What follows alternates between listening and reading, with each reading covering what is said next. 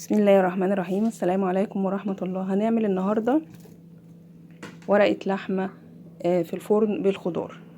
اول حاجة كده هنسوي اللحمة الاول، مش هنتبلها النهاردة، هنسويها كده مع شوية بهارات وبصل وكوباية عصير طماطم وشوية مية صغيرين، نص كوباية مية. هنسويها سوا كامل. انا هعملها في حلة الضغط، هسويها كده. الطريقة ديت احنا هنستبدلها عن تتبيل اللحمة. لو حابين ان احنا نتبل اللحمة، ممكن نتبلها، نحط معاها نص كوباية خل ونسيبها ليلة في التلاجة بكل المقادير ديت، وبعدين هنحطها مع الخضار. المرة دي احنا هنعملها بسرعة في ساعة واحدة بس في الفرن. كده حطينا اللحمة على النار تستوي سوا كامل. هنبدأ نجهز الصينية بتاعة ورقة اللحمة. هنحط ورقة فويل بالشكل ده، ونحط ورقة تانية عليها بنفس المنظر اللي حضراتكم شايفينه كده، علشان خاطر تبقى محكمة كويس جدا وتستوي خضار ولحمة، تبقى كده حاجة زي اللوز كده.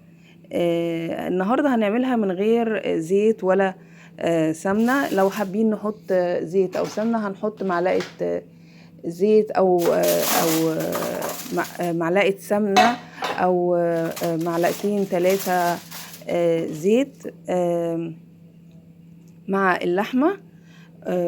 معايا كيلو كوسة، انا هقطعه كده بالشكل دوت، يعني الكوسة كده قطعتها 2، وبعد كده كل واحدة قطعتها 4، بقت صوابع معايا بالمنظر دوت. ومعايا بقى اي خضار، اي نوع خضار ممكن يبقى متاح عندنا في البيت. انا عندي هنا فاصوليا خضراء وبسلة خضراء،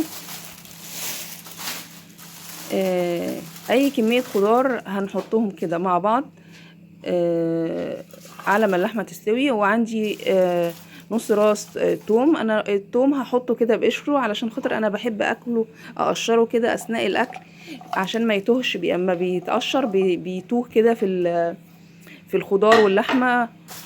فانا بحب اقشره كده، بيبقى طعمه لذيذ.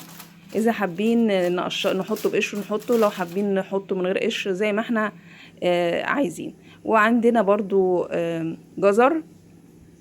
اللحمة كده استوت معايا سوا كامل في حلة الضغط.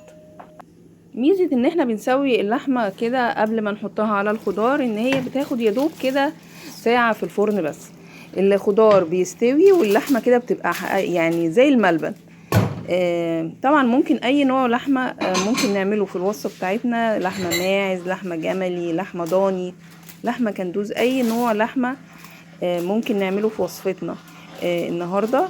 طبعا اللحمة خرجت المية بتاعتها كده، بقى فيها صوص هنحطه كده مع الخضار، بيدي طبعا طعم للخضار رهيب. ولو بطاطس كده هنقطعها، معايا بطاطساية كبيرة او بطاطستين صغيرين هقطعهم كده قطع كبيرة، وهحطهم كده بالمنظر دوت على الوش.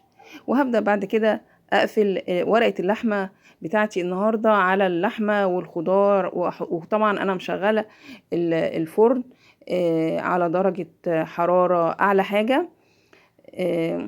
وهحطها بعد ما اقفل عليها طبعا كويس زي ما حضراتكم كده شايفين، هحطها في الرف الوسطاني لمدة ساعة، ساعة وربع. يدوب كده الخضار يستوي واللحمة تاخد كده من الخضار، وياخدوا كده من طعم بعض، وياخدوا نكهة الفرن. الطريقة دي بتبقى سريعة التحضير بدون تتبيل طبعا، ما نتبلش الخضار ولا اللحمة، بتبقى كده جاهزة. طبعا ايام الصيام ورمضان بتبقى الحاجات دي، الطريقة ديت بتنجز معايا اكتر من ما بنتبل اللحمه.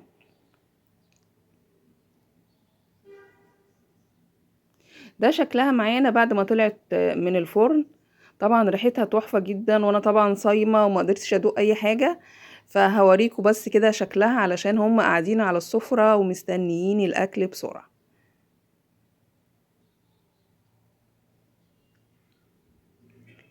الخضار طبعا استوى معايا وريحتها تحفه جدا.